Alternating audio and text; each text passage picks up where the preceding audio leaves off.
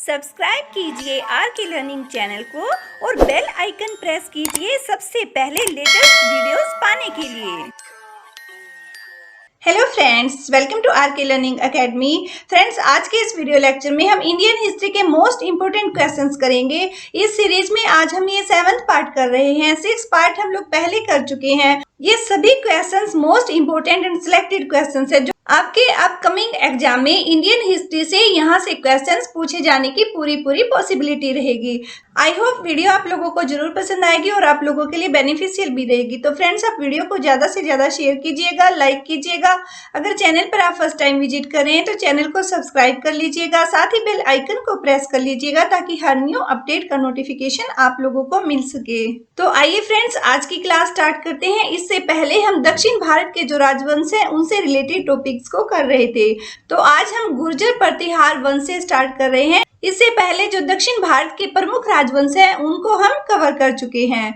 तो देखिए फ्रेंड्स, गुर्जर प्रतिहार वंश के बारे में चंद्रबरदाई के पृथ्वीराज रासो के अनुसार परमार, प्रतिहार, चालुक्य और चौहान अग्निकुंड से उत्पन्न हुए थे, जिन्हें आबू पर्वत पर वशिष्ठ मुनि ने यज्ञ से उत्पन्न किया था। अग्निकुल के राजपूतों में सर्वाधिक प्रसिद्ध राजवंश प्रतिहार राजवंश था। ठीक है, प्रतिहार वंश से कई बार क्वेश्चन पूछे जाते हैं, तो इससे रिलेटेड इंफॉर्मेशन को हमने डिटेल में कर लिया है। नेक्स्ट देखिए, प्रतिहार वंश की स्थापना किसने की थी? हरिश्चंद्र ने की थी, परंतु नागभट्ट प्रथम को इसका वास्तविक संस्थापक माना जाता है। वत्सराज कब हुआ था? ये 780 ईस्वी में। 780 ईस्वी में गद्दी पर बैठा था। उसने पाल राजा धर्मपाल को हराया था। इसके पुत्र का नाम था नागभट्ट द्वितीय और इसने चक्रायुध को हराकर कन्नौज को अपनी राजधानी बनाया था। नेक्स्ट देखिए फ्रेंड्स, राष्ट्रकूट सम्राट गोविंद तृतीय ने नागभट्ट द्वितीय को हराया था। नेक्स्ट देखिए, इस वंश का शक्तिशाली राजा मिहिर भोज था। इसने अपनी राजधानी कन्नौज बनाई और यह विष्णु का परम भक्त था।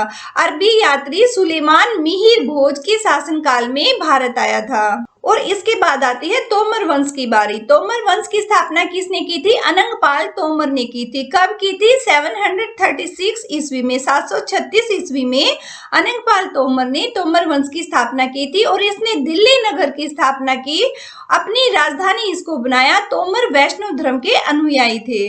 तो फ्रेंड्स, ये क्वेश्चन कई बार पूछा जाता है कि दिल्ली नगर की स्थापना किसने की थी? तो अनंगपाल तोमर ने की थी। हमीर देव ने सिसोदिया वंश की स्थापना की थी। सिसोदिया वंश की राजधानी चित्तौड़ थी और विजय स्तंभ चित्तौड़गढ़ में स्थित है, जिसे राणा कुंभा ने अपनी विजय के उपलक्ष्य में बनवाया था। ये क्वेश्चन आपके कई एग्जाम में पूछा जाता है कि चित्तौड़गढ़ का जो विजय स्तंभ है इसको किसने बनवाया था और किस लिए बनवाया था? तो फ्रेंड्स, इसे राणा कुंभा ने बनवाया था और राणा कुंभा ने अपनी विजय के उपलक्ष्य में इसको निर्मित करवाया था। राणा कुंभा संगीत का सर्वाधिक शौकीन था। 1518 ईस्वी में राणा सांगा एवं इब्राहिम लोधी के बीच खतौली में युद्ध हुआ था। खतौली की लड़ाई का मुख्य कारण राणा सांगा के द्वारा इब्राहिम लोधी का साथ न देना था। और नेक्स्ट देखिए फ्रेंड्स, 1527 ईस्वी में राणा सांगा और बाबर के बीच खानवा में युद्ध हुआ था। इसके बाद सिसोदिया वंश का सबसे प्रतापी शासक महाराणा प्रताप ये हुए। ठीक है, 1576 ईस्वी में हल्दी घाटी का युद्ध अकबर और महाराणा प्रताप के बीच में हुआ था। ये क्वेश्चन आपका मोस्ट इंपोर्टेंट क्वेश्चन है फ्रेंड्स। अक्सर पूछा जाता है कि अकबर और महाराणा प्रताप के बीच कौन सा युद्ध हुआ था? तो हल्दी घाटी का युद्ध हुआ था और ये कब हुआ था? 1576 ईस्वी में हुआ था। ठीक है, ऐसे भी पूछ लिया जाता है कि हल्दी घाटी का युद्ध कब हुआ था और किसके बीच हुआ था? तो यहाँ पर फ्रेंड्स देखिए, महाराणा प्रताप के घोड़े का नाम था चेतक। बहुत ही मशहूर घोड़ा ये है, हिस्ट्री में इसकी विशेष चर्चे मिलते हैं। और महाराणा प्रताप के जो सेनापति थे वो झाला सरदार थे। ठीक है, आगे आ जाता है हमारा चंदेल वंश। गुर्जर प्रतिहार वंश के बाद चंदेल वंश की स्थापना हुई थी। इस वंश की स्थापना किसने की थी? नन्नुक ने की थी। और कब की थी? 831 ईस्वी में की थी। और इनकी राजधानी कहाँ पर थी? खजुराहो थी। प्रारंभिक राजधानी कालिंजर यानी महोबा प्रारंभ में इसको राजधानी बनाया गया था। नेक्स्ट देखिए, इस वंश का प्रथम प्रतापी राजा यशोवर्मन था। इसने क्या किया, कन्नौज पर आक्रमण कर दिया और प्रतिहार राजा देवपाल को हरा दिया। यशोवर्मन ने खजुराहो के प्रसिद्ध चतुर्भुज मंदिर का निर्माण करवाया था। नेक्स्ट देखिए, कंदरिया महादेव मंदिर का निर्माण राजा धंगदेव ने 999 ईस्वी में कराया था। धंगदेव ने प्रयाग संगम में जल समाधि ले ली थी। नेक्स्ट देखिए, विद्याधर एकमात्र ऐसा राजा हुआ है जिसने महमूद गजनी का विरोध किया था। विद्याधर ने कन्नौज के राजा राज्यपाल की हत्या कर दी क्योंकि उसने गजनी के सामने आत्मसमर्पण कर दिया था। तो जो विद्याधर थे ये गजनी का विरोध करने वाले एकमात्र राजा माने जाते थे।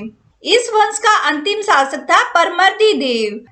इसने 1202 ईस्वी में कुतुबुद्दीन ऐबक की अधीनता को स्वीकार कर लिया था। आगे आ जाता है चौहान वंश।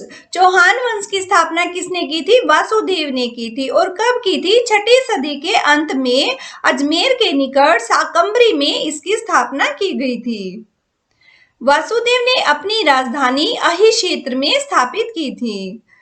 नेक्स्ट देखिए, अजयराज द्वितीय ने अजमेर नगर की स्थापना की और उसे अपनी राजधानी बनाया। फ्रेंड्स, ये क्वेश्चन पूछा जाता है कि अजमेर नगर की स्थापना किसने की थी, तो अजयराज द्वितीय ने की थी और इसे अपनी राजधानी भी बनाया था। नेक्स्ट देखिए, विग्रहराज तृतीय की रचना का नाम हरिकेली नाटक है, ठीक है, और इनका दरबारी कवि कौन था, सोमदेव था। नेक्स्ट देखिए, इस वंश का सबसे शक्तिशाली राजा विग्रहराज चतुर्थ था। इसने तोमर राजाओं को हराकर दिल्ली पर अधिकार कर लिया और 2.5 दिन का झोपड़ा जो कि अजमेर में स्थित है एक मस्जिद है। तो आरंभ में ये क्या था, विग्रहराज चतुर्थ के द्वारा बनवाया गया एक विद्यालय था। नेक्स्ट देखिए फ्रेंड्स, इस वंश का अंतिम राजा पृथ्वीराज तृतीय था। चंद्रबरदाई इसका दरबारी कवि था। इसने पृथ्वीराज रासो को लिखा था जो कि एक ऐतिहासिक ग्रंथ माना जाता है। हमारे साहित्य में पृथ्वीराज रासो का बहुत ही महत्वपूर्ण स्थान है और ये क्वेश्चन आपके हर कॉम्पिटिटिव एग्जाम में मोस्टली पूछ लिया जाता है कि चंद्रबरदाई कौन था, उसने कौन से ग्रंथ की रचना की, या पृथ्वीराज चौहान का राज दरबारी कवि कौन था, और पृथ्वीराज के जीवन की गाथा हमें कौन से ग्रंथ में मिलती है। फ्रेंड्स, यहाँ से 4-5 क्वेश्चन घुमाकर पूछ लिए जाते हैं। तो चंद्रबरदाई को प्रथम हिंदी कवि भी कहा जाता है। नेक्स्ट देखिए, त्राइन का प्रथम युद्ध 1191 ईस्वी में पृथ्वीराज चौहान और मोहम्मद गोरी के बीच में हुआ था। इस युद्ध में पृथ्वीराज तृतीय की जीत हुई थी। ये 2 युद्ध हुए हैं फ्रेंड्स, एक 1191 में और त्राइन का द्वितीय युद्ध हुआ है 1192 ईस्वी में, 1192 ईस्वी में, और एक है 1191 ईस्वी में। प्रथम जो युद्ध था 1191 में जो पृथ्वीराज चौहान और मोहम्मद गोरी के बीच में हुआ था, इस युद्ध में पृथ्वीराज की जीत हुई थी, लेकिन दोबारा से फिर से मोहम्मद गोरी ने आक्रमण कर दिया, जो कि त्राइन का द्वितीय युद्ध कहा जाता है 1192 में। इसमें पृथ्वीराज और मोहम्मद गोरी के बीच भयंकर युद्ध हुआ। इसमें पृथ्वीराज तृतीय की हार हुई और मोहम्मद गोरी ने पृथ्वीराज चौहान के पुत्र गोविंद को अपनी अधीनता में अजमेर का शासक बना दिया था। पृथ्वीराज चौहान और चंद्रबरदाई की मोहम्मद गोरी की अधीनता में मृत्यु हो गई थी। और नेक्स्ट आ जाता है परमार वंश। परमार वंश का संस्थापक था उपेंद्र राज, जिसे कृष्ण राज भी कहा जाता था। इसकी राजधानी थी धारा नगरी और पहले परमारों की राजधानी कौन सी थी, उज्जैन थी। नेक्स्ट देखिए फ्रेंड्स, इस वंश का महान शासक राजा भोज था। भोज को कविराज के नाम से भी जाना जाता है। कविराज इनका उपनाम था। इसने भोजपुर झील और भोजपुर नगर की स्थापना की।